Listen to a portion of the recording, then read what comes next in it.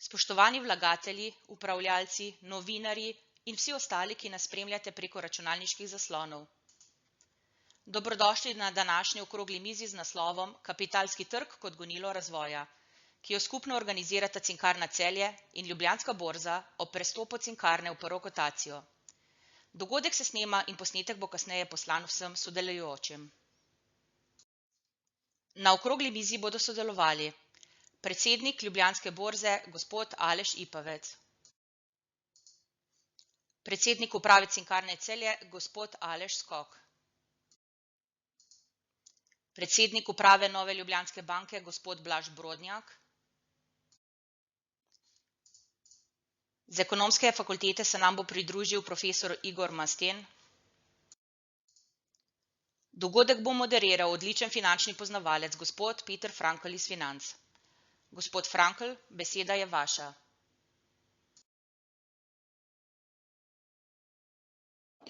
Hvala vam lepa, spoštovane dame, cenjeni gospodje, drago občinstvo, dobrodošli na dogodku, ki ga organizirata Cinkarna Celje in Ljubljanska borza. Kot rečeno je povod za organizacijo tega virtualnega dogodka prestop v višjo borzno oziroma prvo borzno kotacijo. Čestitke ob tem dogodku.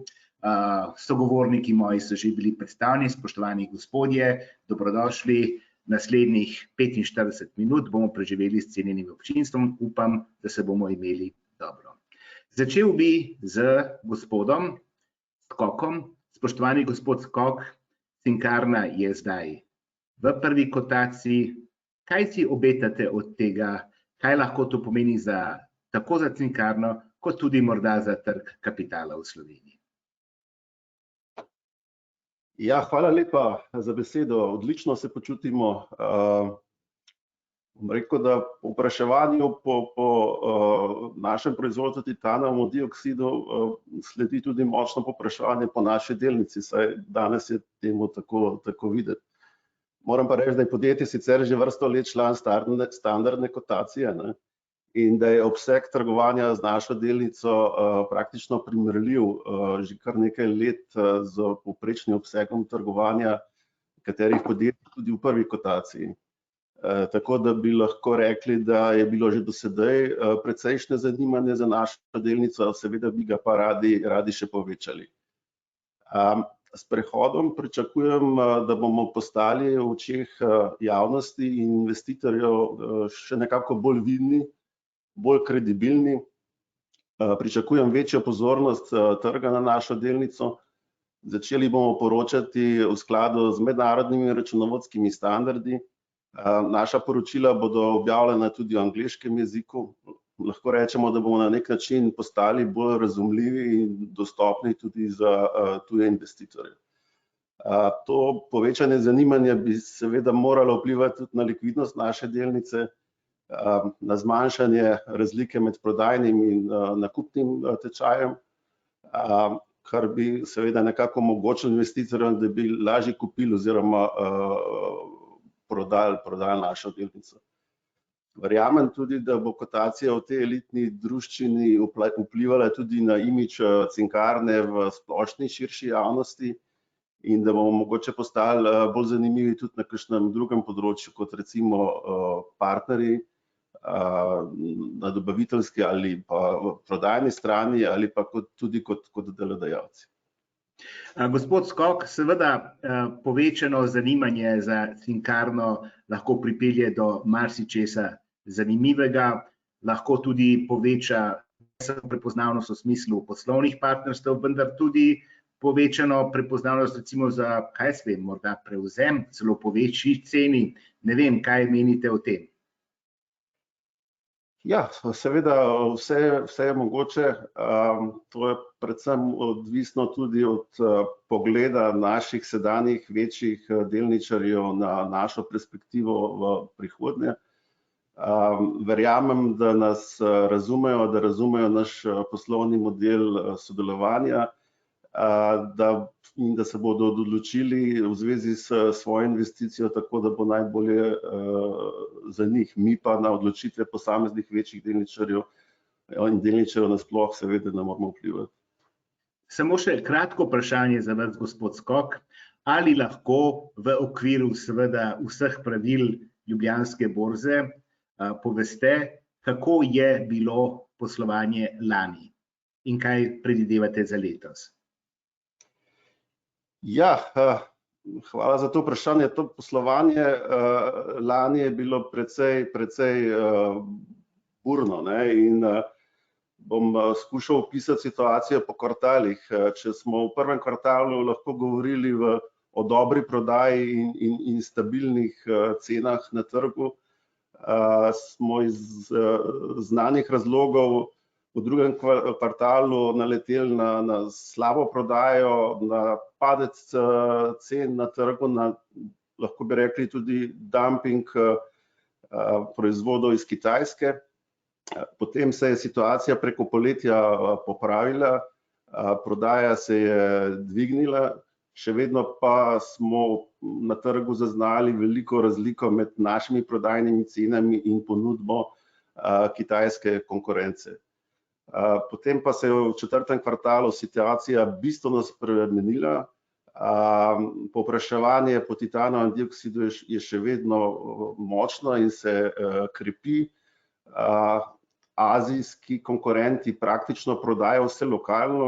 Izgleda, da se je situacija na azijskem trgu na večjih področjih in tudi na našem bistveno spremenila. Azijske spot cene titanovega dioksida so poletele in to se je še nekako, istočasno so se dvignile tudi cene kontejnerskega prevoza med Kitajsko in Evropo, kar je seveda vse vplivalo na konkurenčnost kitajskih ponudnikov na evropskem trgu. Tako da lahko rečemo, konec dober, vse dobro. Leto bomo zaključili odlično. To me zelo veseli, čestitke, sicer pa popravite me, če je moja dojemanje Cinkarne napačno. Zdi se mi, da Cinkarna vselej je v napovedih precej konservativna, potem pa poslovanje preseneti. Ali se motim, gospod Skok? Odgovor je lahko samo da ali ne. Ne motite se, ne, da so naši napovedi in plani blizu realnosti. Hvala vam lepa. Gospod Brodnjak, že nekaj časa je minilo od slovesnega zvončkanja, ko je Nova Ljubljanska banka začela kotirati na Ljubljanski borzi. Kako bi pogledali ta čas nazaj, če primerjate pred kotacijo, pred IPO oziroma privatizacijo, ti 2 leti po njem, kako gledate na celotno situacijo? Kaj vam je vse skupaj prineslo? Torej, za nas je to kot živeti na drugem planetu, realno. Mi smo bili do izvedbe privatizacije deležni zelo strogih restrikcij, ne, in omejitev v našem poslovanju zaradi prejete državne pomoči, in privatizacija je bila v bistvu ključni pogoj, da se sprosti ta režim. Če dovolite, bi najprej čestitev gospodu Skoku in ekipi o uvrstitev v prvo kotacijo. Veseli smo vas in dobrodošli v družbi. In je za nas seveda to nekaj povsem drugega danes. Danes je NLB v položaju, da lahko normalno ramo ob rami tekmuje, ne, z konkurenti v tej regiji, ne samo v Sloveniji. Mislim, da nismo samo slovenska banka, polovica naše aktive je v tem trenutku že izven Slovenije, in tudi kreditne praktično že. In na drugi strani seveda imamo položaj med 3 največjimi v 6 državah. Se pravi, v vseh državah naše prisotnosti z retail operacijami smo med 3 največjimi igralci. In to je unikaten položaj. Ne boste našli veliko družb v tej regiji, ki imajo to možnost, da lahko razvijajo svoje poslovanje na ta način. In jaz osebno trdim in verjamem, da ni suverenega naroda na dolgi rok brez močne lastne kapitalske substance. Pri tem ne govorim o državnem lastništvu, pri tem govorim o domačem lastništvu. In seveda trg kapitala je tisti, ki zagotavlja neko učinkovito tranzicijo, ne, v tem kontekstu. Jaz tudi trdim, da je model privatizacije Nove Ljubljanske banke, kot je bil uporabljen, in to ni model samo za privatizacijo, ampak dejansko za prenose lastništev iz ključnih lastnikov, ne, na bolj razpršeno lastniško strukturo, idealen model. Zakaj to govorim? Zato, ker na ta način jedrni lastnik, v našem konkretnem primeru Republika Slovenija, v kakšnem drugem primeru lahko seveda podjetnik, ki je razvil podjetje do neke faze, ohrani svoj delež tam nekje 25% ene delnice, s čimer lahko vpliva na statutarne in strateške odločitve, na drugi strani se da omejiti statutu glasovalne pravice ostalih z maksimalno 25%, kot je v našem primeru, in na ta način ta družba deluje kot samostojna družba in lahko dostopa do kapitala preko kapitalskega trga zelo učinkovito v neki točki, in postane multinacionalka oziroma ima lastno razvojno substanco. V tej družbi se kreira strategija in v tej družbi se izvaja strategija. In to seveda bistveno kakovostnejša delovna mesta kot tista, ko si del ene mednarodne skupine kot profitni center. Potem imajo seveda tudi naše univerze smisel in potem ima smisel vlaganja v talente doma, ker bodo imeli priložnost delovati na kvalitetnih delovnih mestih. Zato je nekaj predpogojev. Mi v Sloveniji seveda kapitalskega trga nikoli nismo vzeli resno, še več, s nekaterimi reformami pod prejšnjo vlado smo dodatno obdavčevali kapital, namesto da bi seveda stimulirali prenos premoženja, ki je v velikem obsegu v tem trenutku seveda v gotovini in nepremičnina v Sloveniji, na kapitalski trg. Mislim, da je seveda razmišljati potrebno povsem drugače, potrebno je spodbujati naložbe na slovenski delniški trg, konkretno na Ljubljansko borzo. S tem se seveda zagotavlja likvidnost in s tem postaja dostop do kapitala tudi za obstoječe družbe, ki tu kotirajo bistveno lažji. S tem seveda se pritegne večje število mednarodnih investitorjev, ki zahtevajo določeno stopnjo likvidnosti. Predvsem pa je zame ključno, da se poleg spodbud, davčnih spodbud, tovrstnih naložb za prebivalstvo in tudi slovenska podjetja v končni fazi naložbe na Ljubljanski borzi resno lotimo pokojninskega sistema. Večkrat sem omenil, da je moja največja bolečina, pa seveda se lahko zdaj pogovarjamo o razlogih, ampak očitno je v vmesnem obdobju prišlo do velikega zaupanja strani hrvaških pokojninskih skladov, ki so v naši lastniški strukturi v tem trenutku skoraj 10% med največjimi lastniki, slovenski pa skoraj niso, oziroma so praktično marginalno investirani, ker ne obstajajo kot resni naložbeniki institucionalni. In jaz mislim, da je tu seveda nekaj ključnih korakov, ki jih moramo izvesti. Zdaj so idealne razmere, nažalost nimamo politične enotnosti, ampak jaz mislim, da so zdaj idealne razmere in pravi čas, da se zavestno odločimo, da bomo spodbujali slovensko lastništvo, da bomo ustvarili lastne multinacionalke, da bomo ustvarili regijske prvake, ki bodo imeli dostop do kapitala preko Ljubljanske borze vrednostnih papirjev, da bomo to spodbudili z nekaj ukrepi. Eden je resen poseg v pokojninski sistem z nadgradnjo drugega stebra, uvedbo tretjega stebra. Naslednji so davčne olajšave in spodbude vlaganja v vrednostne papirje, ne pa dodatno obremenjevanje kapitalskih donosov in dividendnih plačil in tako naprej. Naslednji korak je spodbujanje notranjega lastništva, bistvena davčna razbremenitev nagrajevanja z delniškimi in opcijskimi instrumenti. Namreč s tem pride do večje stopnje povezanosti ljudi, zaposlenih v podjetjih, tudi kolektivne odgovornosti v končni fazi za rezultate in s tem večje identifikacije s samimi družbami, v katerih delujejo. In ne nazadnje, če želimo se pogovarjati, da bomo v teh družbah imeli sedeže družb, ki bo ustvarjali strategijo, moramo imeti seveda najvišji dostop do mednarodnega bazena talentov in seveda zadržati doma najsposobnejše ljudi, kar nujno kliče brezpogojno resni razvojni kapici. Gospod Brodnjak, hvala vam lepa. Če sem prav razumel, so to lepe želje, je pa tudi nek način, ne boste mi zamerili, vi ste širok človek in nikoli ne zamerite. To je bil tudi neke vrste politični program, ali zdaj ste že nekaj let predsednik uprave Nove Ljubljanske banke, politični program imate, ali lahko kdaj reče človek nikoli? Seveda lahko, zakaj ne? Se pa tudi dela lahko zarečenega kruha najemo, iskreno. Če lahko samo zaključim, danes je NLB drugačna družba. Danes smo v položaju, kjer se nastopamo na svojih trgih zelo samozavestno, z velikim potencialom, iz ogromne razvojne možnosti vidimo in to nam je omogočila privatizacija in uvrstitev naših delnic na Ljubljansko in Londonsko borzo. Hvala vam lepa, gospod Brodnjak. Gospod Brodnjak, od gospoda k Brodnjaku, k gospodu Mastenu, profesor, nobena skrivnost ni, da imajo banke seveda ogromno denarja, depozitov in tako naprej. Varčevanje Slovencev, predvsem zdaj, ko je trošenje zelo oteženo, raste in sploh več ne spremljam, koliko Slovenci imajo prihrankov. Skratka, iz dneva v dan kakšna milijarda več. Zdaj smo pri 23 milijardah, čeprav vem, popravite me, ampak to ni pomembno. Nekateri ekonomisti bi rekli, da je to kapital, ki se ga seveda banke morajo tepati na nek način, ker ga je ogromno, da je to kapital, ki ni v funkciji. Zakaj ne gre ta kapital na borzo? Zakaj ni takšnih ponudb? Kaj bi lahko naredili, če lahko dopolnite gospoda Brodnjaka na programu?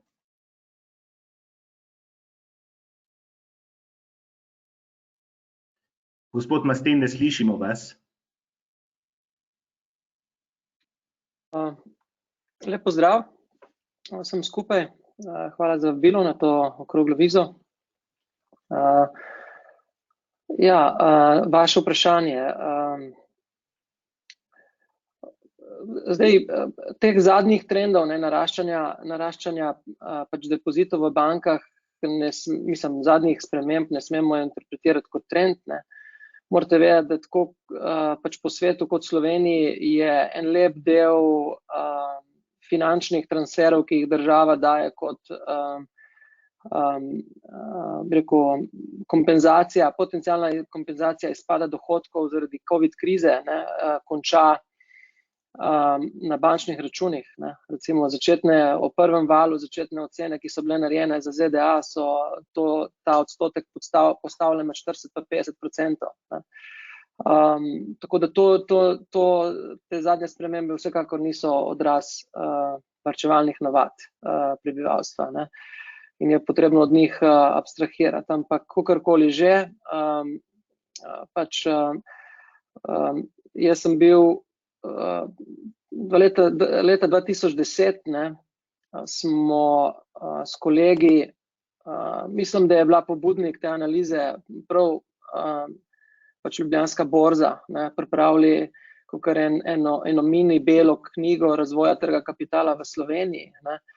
In kolegi, ki so, seveda takrat smo poskušali malo osvetliti vse stran poti, ki jih je pač slovenski establishment takrat naredil, kar se tiče odnosa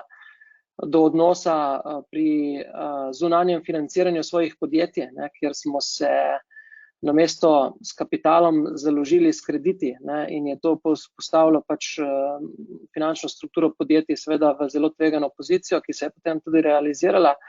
No, ampak kolegi, ki so takrat pokrili ta aspekt, so že ugotavljali, da je enostavno dominantna oblika varčevanja v Sloveniji še vedno bančni depozit. In do danes se to nič kaj bistveno ni spremenilo. In zato so seveda historični, so tudi sociološki razlogi pač sprejeti tvegano naložbo kot nekaj čisto normalnega. To gre že od, kaj jaz vem, veste, to se dogajajo take reči, kakor, ne vem, jaz sem pač moje otroke peljal v banko, in jim razložil, da bodo zdaj pač naredili določeno portfeljsko strukturo, ki vključuje tudi naložbe na kapitalskem trgu. In tega recimo ne morete narediti tako enostavno pri nekomu, ki je star 55 let, pa še če to začnete pri vzgoji mladine, bo trajalo nekaj časa, preden se bo recimo 40% zdajšnjih depozitov pač preneslo v neke capital market related naložbe. Tako da tukaj je ogromno te histereze, ki jo imamo. Drugega tukaj ne vidim, kakor pač slediti raznim priporočilom, ki prihajajo. Blaž jih je kar nekaj dal v tem obdobju. In si pravim, to ni nič novega. Tudi ko sem omenil tisto pač belo knjigico, ki smo jo napisali pred 10 leti, nikakor, da smo bili prvi. Ampak samo eni v seriji teh pozivov, na koncu se pač relativno malo naredi. Obdavčenje je samo en aspekt tega, ker se vse prepogosto gibljamo v nasprotnih smereh. To je bilo pač omenjeni ukrep pretekle vlade, ki nikako ni pomagal k temu. Drugo pa so varčevalne navade. Saj recimo, če gremo do pokojninskih skladov, vemo, da se je recimo sprememba zakonodaje, ki je tisti nesrečen instrument jamstva, spremenila v koncept življenjskega cikla, zgodila in implementirala šele leta 2015. To potem tudi pomeni nekaj za mobilizacijo recimo prihrankov, ki so v naših pokojninskih skladih, in njihov transfer na kapitalski trg vis-a-vis, bolj varnih, obvezniških naložb.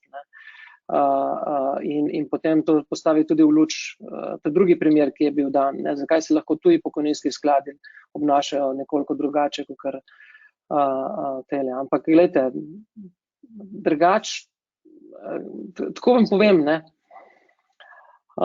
jaz se ne počutim prav posebej starega, ne, ampak mi pač ljudje, ki so bodisi moji študenti ali pa pri meni zaposleni, ne, so me ogromno naučili, ne, kako se lahko danes brez velikih stroškov investira ne samo na Ljubljansko borzo, ampak praktično na katerikoli borzo po svetu. In to se bo spremenilo. Jaz sem prepričan, da bo tale landscape, ne, čisto drugačen, ne, kar se tiče prihrankov čez 10 let, kot je danes. Ne. Zdaj, omenili ste tudi, kar izvolite. Ja, kar končajte, počasi. No, omenili ste ne, ekonomiste, ki menijo, da je to neizkoriščen kapital in tako naprej. To, mislim, gledajte, če malo vemo, ne, kaj depozit je, ne, in na kateri strani kako se ustvari, ne, sve to ne drži, ne, to je, bi rekel, to je barking up the wrong tree, ne. Mobilizacija prihrankov je odvisna, ne, dostikrat se ta podatek o 20 milijardah, ki kar nekje ležijo, ne, povezuje s tem, kako bi se financiral slovenski razvoj, ne. In tukaj najdemo pot do, oziroma ideje o financiranju državno sponzoriranih projektov, ne. Glejte, vam kar direkt povem, ne, dokler to ne bodo predstavljeni kot projekti, ki imajo business case, ampak bodo torišče političnih obračunavanj, ne, tudi ga ni racionalnega posameznika, ki bi se izpostavljal tovrstnemu tveganju, ne. Že dovolj je finančno tveganje, kaj pa šele vse ostalo, ki zraven pride. Profesor, omenili ste besedo establishment in potem ste govorili o mobilizaciji prihrankov, ki ga verjetno bi spodbudil tudi ta isti establishment za nekatere politično-infrastrukturne cilje, pa morda še kakšne druge, verjetno. Kaj je to, ali smo zdaj na boljši poti, po vašem mnenju, kot smo bili recimo pred 10 leti ali pred 2 letoma celo? Ja, mislim, da vsekakor, ne. Pač velika večina ljudi v Sloveniji je racionalnih in so racionalni pri upravljanju s svojim denarjem in pač takrat se pač tudi večina čustev neha, ne. Tako da, veste, ne more, glejte, to so mokre sanje, ne. Establishment ne more ničesar samo reči pa zaukazati, ne. Pač je treba strukturirati produkt in ga ponuditi v prodajo, ne, in ne vem, in iz tega vidika nič drugače ni kot to, da pač dva kolega tukaj, ki sta pač vodita svoji družbi, ne, in njune delnice njunih družb kotirajo na borzi, pač ponujajo dobro naložbo z pač poslovnimi rezultati in ustreznim informiranjem javnosti, ne. In točno ta razlika je, ne, ko govorimo o prvi kotaciji, ne, ali pa sploh javni kotaciji, ne.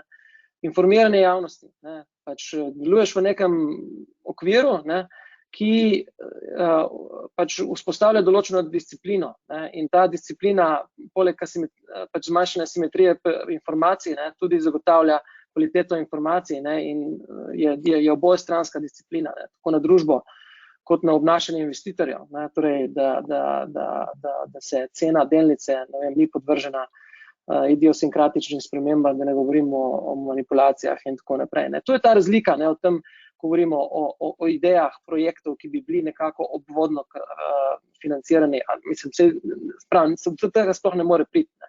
Čim več normalnega financiranja, ne, več bo razvoj trga kapitala, ne, poglabljanje finančnega trga pozitivno prinesel k razvoju ekonomije, ne. Jaz sem se v preteklosti veliko ukvarjal s tem, ne, in je res, da na določenih stopnjah razvoja držav kapitalski trg ne dodaja tistega dodatnega pospeška k razvoju, kot ga lahko določene države, ki so v srednji fazi razvoja, ne. In Slovenija je po globini svojega finančnega trga, s čimer pač prištevam tako pač bančni sektor kot pač segment korporativnih obveznic kot pač delniški trg še vedno v fazi razvoja in lahko pričakuje od dodatnega poglabljanja pozitivne učinke, konkretno na rast GDP-ja in konkretno na blaginjo. Profesor, najlepša vam hvala. Če gremo zdaj še k našemu drugemu gostitelju, gospod Ipavec, dobrodošli še enkrat. Ta boj, o katerem je na nek način govoril tudi gospod Brodnak, pa gospod Masten. Tukaj gospod Brodnak, dolgo je čakala banka in tudi pod njegovim vodstvom na privatizacijo, na neko osvoboditev. Gospod Masten govoril o nekem establishmentu, ki ima seveda neke svoje cilje. Vi ste zdaj nekaj let na čelu borze in verjetno ste prevzeli štafeto v roke od tistih, ki so se ves čas na nek način bojevali proti temu gibanju slovenskih tradicionalnih ekonomistov zoper trg kapitala. Vsekakor vam ni lahko. Kaj je to v nas? Lahko še enkrat vprašanje, ko jaz nisem slišal. Kaj je to v nas, v Sloveniji, da zaviramo sami sebe, čeprav so morda nekatere stvari samo po sebi umevne in so povsem pri roki? Ja, jaz bi najprej čestital Cinkarni za napredovanje v prvo ligo. Kar se tiče vašega vprašanja, jaz mislim, da ima ta zadeva kar že dolgo brado pri nas. In mislim, da to izhaja že od osamosvojitve dalje. Vemo, da smo po osamosvojitvi Slovenci dobili v roke lastniške certifikate, s katerimi po pravici povedano večina ni vedela sploh kaj početi s tem. Kar je pa seveda s pridom izkoristila peščica ljudi, ki so to znanje imeli. In od takrat dalje jaz mislim, da izhaja ta, in seveda ta peščica je na ta račun tudi osebno se, bom rekel, zelo obogatila, kar je šlo v nos vsem ostalim državljanom, ki so kasneje spoznali, zakaj se je pravzaprav šlo. In jaz mislim, da ta negativna konotacija slovenskega kapitalskega trga izhaja že od tega samega začetka. Vmes smo seveda imeli še kar nekaj dogodkov, ki niso pripomogli ravno k promociji trga, tako da so taki dogodki, kot je tale, ali pa recimo, da ne omenjam IPO-ja NLB-ja pred parimi leti, zelo pozitivni za slovenski kapitalski trg. Da ne nazadnje šolanja, ki jih opravlja tako borza, časnik Finance, še marsikatera druga ustanova, o tem, kar je gospod Brodnak govoril. Tako, tudi profesor Masten je omenjal implicitno tudi določeno to mentaliteto slovensko in tako dalje. Mi nismo odraščali z babicami oziroma detki, ki bi nas informirali o tem, kako varčujejo na dolgi rok, v katerih podjetjih imajo svoje deleže in tako dalje. To je za nas relativno nova materija, stara slabih 30 let. To je mogoče bo potrebna celotna generacija, da se bo zamenjala, da bomo enostavno kot narod drugače gledali na to lastništvo. Kot pravim, slovenski kapitalski trg je v zadnjih 30 letih uspešno si, bom rekel, nakopal ves ta gnev širše javnosti. In kaj je naša naloga, vseh teh, ki ste jih zdaj omenili, ki se trudimo razvijati ta trg, je, da začnemo pisati neke pozitivne zgodbe. Mislim, da jih je v zadnjih letih teh pozitivnih zgodb kar nekaj in bo verjetno jih potrebno še kar nekaj v prihodnje. Zdaj, sam prestop Cinkarne Celje iz standardne kotacije v prvo kotacijo je za samo podjetje, bom rekel, ena potrditev, da enostavno zadostujejo najvišjim kriterijem transparentnosti, korporativnega upravljanja in tako dalje. Predvsem je pa to pomembno tudi za Ljubljansko borzo širše, oziroma če želite za kapitalski trg. Namreč imamo novo podjetje, ki izpolnjuje te najzahtevnejše standarde, kar bo zagotovo pripomoglo k temu, da se bodo mogoče kakšni tuji investitorji odločili za nakup ne samo Cinkarne Celje, ampak vseh ostalih podjetij, ki kotirajo na Ljubljanski borzi. Tako da to je pozitivna novica za celoten slovenski kapitalski trg. Hvala vam lepa, gospod Ipavec. Če zdaj pogledamo ta slovenski sentiment, borzi smo velikokrat zelo konservativni, tu pa tam nevedni in tako naprej. Na nek način smo lahko podobni Avstrijcem, Nemcem, čeprav verjetno smo še manj izobraženi kot recimo nekateri narodi, ki so nam blizu. Po drugi strani pa, ko je nekaj novega, ko je neka špekulacija, vsi skočimo in smo potem tako zelo zadovoljni. Borza je imela recimo, ne vem, tudi neki hitov, ki so težko tipični borzni produkt, od samih EDP-jev naprej do blagajniških zapisov Banke Slovenije. Potem, če gremo v borze, strogo špekulativne stvari, ker Slovenci poskočimo, po drugi strani pa tako konservativni. Gospod Brodnjak, kako vi gledate na to dispariteto Slovencev? Imamo neke normalne delnice, normalno borzo, dobro borzo, ki jo gledamo malce po strani, ne samo po strani z nekim neznanjem, po drugi strani pa hop, ko pa je kaj takega, pa skočimo vsi. To je seveda tudi vprašanje za gospoda Mastena, pa prosim, da sta oba gospoda kratka v odgovorih. Predvsem pa publiko, občinstvo vabim, da pošljajo svoja vprašanja na chat in mi bodo posredovana. Skratka, občinstvo, če imate kako vprašanje, ste dobrodošli. Gospod Brodnjak. Ja, ne vem, koliko so to res množični pojavi, o katerih govorite, recimo, kar se tudi z razni programi s posodo pa zeliščnimi kremami in podobno, in piramidnimi oblikami delovanja Slovenije bili zelo uspešni v javnosti, vsaj prikazani. Ne vem, koliko dejansko je res množica tista, koliko je to bolj medijsko propelirano, da smo res tako visoko špekulativni narod, ker jaz spremljam naše portfelje in mi smo šele 9% naših strank uspeli prodati investicijske sklade v 17 letih. Se pravi, če govorimo o povprečnem Slovencu, smo res zelo, zelo konzervativni, primerjalno gledano z nekim zahodnoevropskim prostorom. In to je povezano s tem, kar je Igor prej govoril delno. Seveda, kakovost korporativnega upravljanja, zato jaz trdim, da tudi tovrstni projekti, ki so državno sponzorirani, lahko v kontekstu upravljalske in lastniške strukture, kot je naša, imajo drugačno logiko, ker je treba se na ta način zagotovi neodvisno korporativno upravljanje. Ne vem, koliko ljudi ve, ampak v moji upravi sem jaz edini Slovenec, imam 3 kolege iz tujine. In mi furamo to banko, načeloma vodimo to banko povsem neodvisno po profesionalnih kriterijih. In enako lahko velja za slovenski energetski sektor, enako velja za slovenske podsisteme, take in drugačne. Povsem enako lahko velja. In potem se kredibilnost postavlja, potem se ta transparentnost postavlja in zaupanje na dolgi rok. In tu je po moje ključna stvar, da se vzpostavlja elementarno zaupanje in kredibilnost celotnega sistema, se to dodatno spodbudi, seveda davčno in vsebinsko in promocijsko komunikacijsko. Slovenski šampioni so slovenski šampioni, to niso špekulativne zgodbe iz takih in drugačnih krogov. Seveda, zdaj se lahko pogovarjamo o nekih posebnih enkratnih ad hoc zgodovinskih priložnostih, kot so kriptovalute in podobne stvari. Tu pa moramo govoriti enostavno o preudarnosti, o tako visoko špekulativne oblike, ki so lahko seveda legitimni naložbeni razred, zadaj pa ni neke resne substance, se pač vloži 1%, 2, 3 portfelja, ne pa 20, 50, 100. Glavnina portfelja se pa drži seveda bolj zmerno profiliranih z vidika profila tveganja na naložbah in recimo slovenska podjetja, ki delujejo v našem okolju, kot so razni Akrapoviči in podobni, zakaj ne bi na neki točki šli na javno ponudbo in bi možno Slovenci skupaj promovirati tako zgodbo in graditi multinacionalko. Pa se opravičujem, da zlorabljam gospoda Akrapoviča. Gospod Brodnjak, jaz se opravičujem, da vas prekinjam, to je zelo težko, ko smo na virtualni konferenci, pa vendar. Glejte, zdaj smo veliko govorimo o družinskih podjetjih, ki so lepo zrasla v Sloveniji. In govorili smo in še vedno govorimo o tem, da zdaj prihaja obdobje, ko bodo se generacije menjale. Ko bojo šli od očeta k hčeri, sinu. In vendar, tako malo je tukaj zanimanja za neke IPO-je, oziroma za dokapitalizacije, za javne ponudbe. Recimo, omenili ste Akrapoviča. To je tipična takšna zgodba,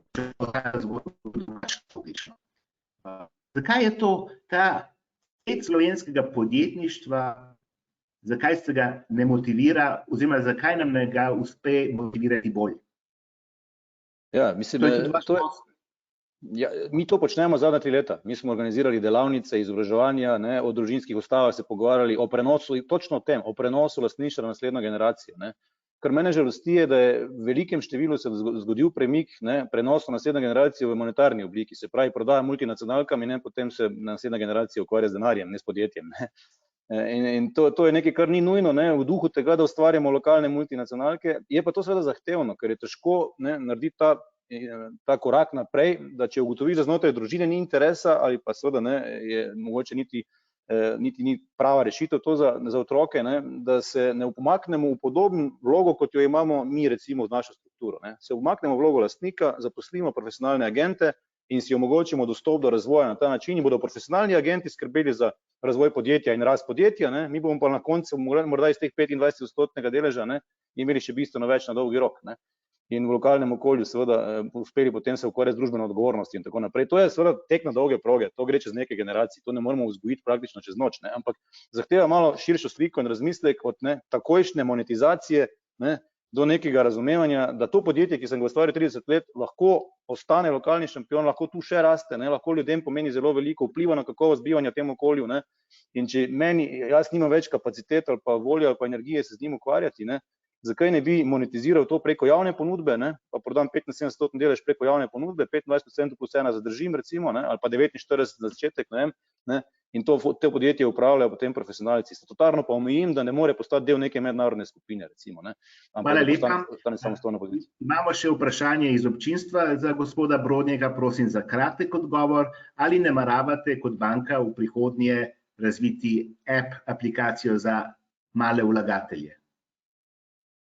Torej, naši skladi že ponujajo aplikacijo za vlaganje naše produkte, ne, mi pa nadgrajujemo absolutno naše aplikacije, zdaj uvajamo novo platformo, letos poleti gre v prvo verzijo in do konca leta načrtujemo uvedbo aplikacije, ki bo zamenjala obstoječi aplikaciji MNE, se pravi za mobilno bančništvo in elektronsko bančništvo, v naslednjih letih zagotovo bomo pokrili vse naše storitve na ta način. Hvala lepa. Profesor, kaj je tisto, recimo ta je zanimiva zgodba o družinskih podjetjih, ki bi lahko pomenili, ki bi lahko uporabila borzo tudi za nekakšen širitev, kot nek most tudi pri prehajanju iz generacije v generacijo, pa se tu je še vedno, ne bom rekel ravno ne je vera, ampak kaj bi rajše ne. Ja, ni samo zanimiva zgodba, ne. Mislim, da je celo ključna zgodba, ne. Sploh, če gledamo pač kar se tiče prihodov in izhodov iz borze, ne, katerakoli kotacija. To gre večinoma za primere, ki so obstoječa podjetja, ki so bila kakorkoli že potem lastninjena, ne. Primeru, kjer bi pa recimo družinsko podjetje šlo preko svojih družinskih okvirov in potem končalo pač na borzi, ne, postalo javno, ne, pa praktično ni, ne. In tukaj je recimo, če je bilo prej govora o konzervativnosti, ne, tlele je ta prava konzervativnost šele, če si prav zamislite, ne, ker ne gre samo za enostavno zadevo, kot je depozit ali pa neka druga naložba, ampak gre za to, ali lahko v neki relativno zaprti in omejeni podjetniški strukturi, bodisi je to družinska ali pa nekaj partnerjev, ne, da bi pač skoraj z finančno-kulturnega vidika, ne, dopustili vstop strateških ali pa celo navadnih finančnih vlagateljev, ne, zato da bi v zameno za manjši lastniški delež dobili vsi skupaj več, ne. To je, pa je paradoksalno, zaradi tega, ker gre za dobro izobražene in ekstremno sposobne ljudi, drugače svojih podjetij ne bi spravili tam, kjer so, ne. Ampak istočasno pa tako nekako ne pride, ne, sem to dejstvo, da te velike uspešne podjetniške zgodbe, te ikone, ki jih danes so mediji, svetovni pojem, to so globalne superzvezde, ne, pokojni Jobs, Jack Ma, Bezos, vsi softveraši, ne, te velikih 5, ne, vsa velika imena, ki imajo osebo odzadaj, ne, Elon Musk, niso niti približno večinski lastniki svojih podjetij. Ne, in ko se bo to zgodilo, ne, tudi en restructuring caseov v Sloveniji, takih je bilo, ki ne dobijo svojega zaleta, je ravno zaradi tega, ker nočejo, ne pride do vzpostavitve prave korporativne kulture, ne. In ta bi, sem prepričan, slej ko prej dodaten kapital lahko pritegnila tudi na borzi. In tako avtomatično... Lahko še nekaj dodam na temo teh družinskih podjetij. Namreč borza je več ali manj ima neko percepcijo, da gre to samo za velika podjetja, kar je daleč od resnice, namreč zadnja leta se ukvarjamo tako od startupov do srednjih in malih podjetij in slednjih je v Sloveniji največ, preko 99% naše ekonomije sloni na srednjih in malih podjetjih. Po eni študiji je v Sloveniji 1000 družinskih podjetij, ki imajo dejansko nasledstvene težave. To so podjetja, ki ste jih prej omenjali, ki so se v času samosvojitve nastajala in so sedaj lastniki že počasi stari tam 60 plus let. In tukaj jaz mislim, da je največja težava v Sloveniji, vsaj po naših izkušnjah, ta, da se enostavno ne loči to, kar je tudi prej gospod Brodnjak omenjal, se pravi lastniški in upravljalski del. Enostavno imamo podjetja, ki so na nek način otroci teh direktorjev, ki so lastniki, ki so idejni vodje in ki imajo vsi niti v svojih rokah. Mogoče nam v Sloveniji manjka ta profesionalna agentska struktura, o kateri je gospod Brodnjak govoril, to dopušča možnost, vseeno pa se mi zdi to držanje lastništva v svojih rokah za vsako ceno, to se mi zdi zelo slabo za prihodnji razvoj teh podjetij, ki smo že prej omenili, da so dejansko predstavljajo 99% celotne ekonomije. Tako da jaz si želim, tudi skozi ta razna izobraževanja, ki jih vi organizirate, mi organiziramo in vsi ostali deležniki na tem trgu, da se enostavno pomaga tem podjetjem narediti ta prehod, ki ni nujno, da je, bom rekel, nič ali pa ena. Govorimo lahko tudi o nekih prehodih, ki se jih splanira za naslednjih 10 let, postopni izhodi. Ni nujno, da morate vi takoj na vrat na nos prodati. Lahko se naredi nek 10-leten plan, kako boste vi, ne vem, iz 100% lastništva prišli na neko ciljno lastništvo, kako boste vzpostavili neke nadzorne funkcije, o katerih je prej Brodnjak govoril in tako dalje. Skratka, tukaj mislim, da mogoče manjka malenkost znanja tega korporativnega upravljanja pri srednjih in malih podjetjih v Sloveniji. Hvala vam lepa. Gospod Ipavec, zdaj, ko smo že na tej točki, še eno vprašanje iz občinstva in morda ste tudi vi poklicani, morda predvsem vi, da kaj poveste kot odgovor na kratko, prosim. Recimo, vprašanje je, kako gospod Masten se seveda s tem ni strinjal, kar razumem, recimo mrtvi kapital, ki ni v funkciji, oziroma denar, ki leži tam, kako ga usmeriti bolj v pokojninske sklade, ki danes obsegajo 3,6 milijarde sredstev. Ja, kar je v primerjavi z tujimi državami, oziroma če pogledamo že samo bližnjo državo na vzhodu, ne 5-krat manj, in problematika, ki jo je ponovno Brodnjak malce prej načenjal. Skratka, kako aktivirati ta kapital? Po eni strani, jaz se tukaj delno strinjam s profesorjem Mastenom, se pravi, ni zdaj to nek mrtev kapital, ali pa bolje rečeno recimo temu speči kapital, ker vseeno je to vir, ki ga banke uporabljajo za kreditiranje, po drugi strani ga pa veliko tega denarja čez noč enostavno leži na centralni banki, za katere poslovne banke plačujejo.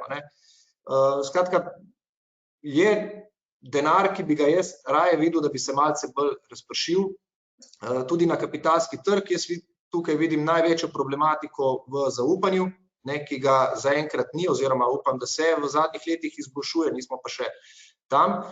Kapitala, ki ga omenjate, je 22 milijard v rokah državljanov in še 8 dodatnih milijard v rokah slovenskih podjetij. Se pravi, smo na 30 milijardah, če zraven prištejemo še to, kar držijo državljani v, recimo temu, nogavicah, pa nekaj, kar ga je še v tujini, pridemo na letni bruto družbeni proizvod Republike Slovenije. To je pa ogromen kapital, ki pa seveda bi bilo naivno pričakovati, in o tem je profesor Masten govoril, to ni kapital, ki ne upravlja nobene funkcije in bo zdaj čudežno prišel na trg in zagnal vse možne projekte.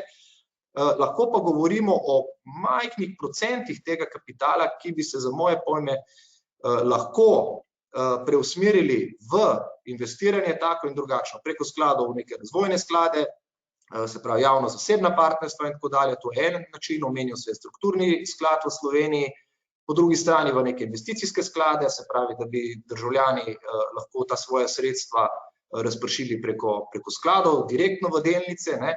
In kar je najhuje, je to, da zakaj, mogoče eden od vzrokov, zakaj imamo tako ogromno količino denarja na depozitih, je ta, da enostavno tudi država favorizira to vrsten naložbeni razred s tem, da ga izvzame iz obdavčevanja. Se pravi, po eni strani imate državo, ko vas implicitno sili v tovrstne naložbe, na drugi strani imate bančnike, ki potencialno omenjajo neke lažnivine, se pravi, imate državo, ki vam ponuja korenček, na drugi strani imate bančnika, ki stoji s palcem, tako da že samo po sebi ta situacija je malce nenavadna. Hvala vam lepa. Imamo še nekaj vprašanj iz občinstva, pa bi prosil organizatorja, da vsa ta vprašanja da gospodu Ipavcu. 3 vprašanja so in borza bo, prepričan sem, ponudila primeren odgovore na ta vprašanja. Zdaj nimamo namreč časa, da bi na vsa odgovorili. Občinstvu se zahvaljujem za vprašanja. In zdaj bi prišel na zaključnemu delu našega srečanja in bi dal besedo najprej gospodu Brodnjaku in potem gospodu Skoku. Gospod Brodnjak, kaj lahko obljubite svojim delničarjem letos? Koliko bo cena NLB-ja zrasla? Vse raste. Na tako vprašanje seveda ne morem odgovoriti, ne, eksaktno. To je zaključno vprašanje, pa mora biti nekoliko mehkejše. Lahko pa rečem, da sem optimist, iskreno, zato ker imamo ta proizvodni del ekonomije v polnem pogonu. Jaz verjamem, da bomo se vrnili tudi k izplačilu dividend in tu pozivam regulatorje, da se posamično ukvarjajo s vsako banko, ne na portfeljski ravni, generalnega sistema, in dovolijo tistim, ki verjamemo, da smo sposobni dividende izplačati, da jih tudi izplačamo. Se pravi, želimo si, da bi v tem letu se vrnili k izplačevanju zdravih dividend, ne? In računam, da bomo pozitivno presenetili konec leta. Hvala vam lepa. In gospod Skok, vaša je zaključna beseda in s tem vsa odgovornost do tega, da morate biti malo duhoviti in tudi kratki. Ja, mi nastopamo v ciklični panogi in naši konkurenti, tečaj delnic naših konkurentov na newyorški borzi se že strmo dviga.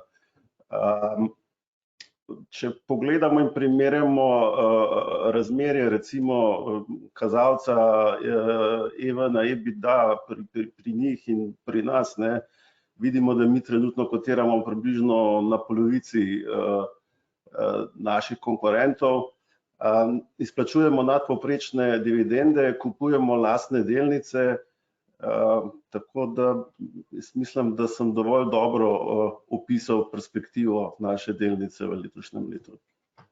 Torej, kupujte delnice.